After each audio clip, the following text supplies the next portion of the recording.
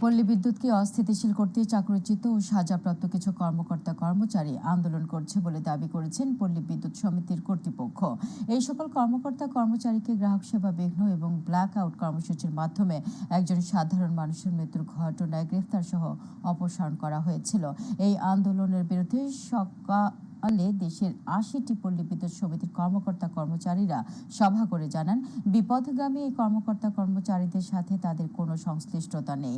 সভায় কর্মকর্তা কর্মচারীরা জানান, পল্লী বিদ্যুৎ সমিতি ও সরকারি সকল বিধিবিধানের প্রতি তারা শ্রদ্ধাশীল। কর্মস্থলে উপস্থিত থেকে নিজ নিজ দায়িত্ব যথাযথভাবে পালন করছেন তারা।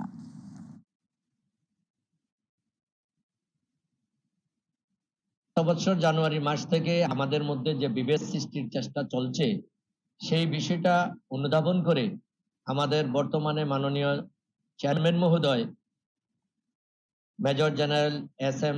জিয়াউল আজিম স্যার, আমি তুমি সে, এই যে বিষয়গুলো আমাদের মধ্যে ছিল, সেগুলোকে বাদ দিয়ে আমরা সবাই এক, অর্থাৎ আমরা কনসেপশনটা তিনি পল্লী বিদ্যুতায়ন বোর্ড এবং পল্লী বিদ্যুৎ সমিতির কর্মকর্তা কর্মচারীদের মধ্যে এস্টাবলিশ করেছেন। ইতিমধ্যে সকল শ্রেণীর কর্মকর্তা কর্মচারীগণের সাথে মত বিনিময় করে তাদের যে চাহিদা, তাদের যে প্রাপ্তি অপ্রাপ্তি বিষয়গুলো শুনে স্যার যথারীতি ব্যবস্থা নিচ্ছেন।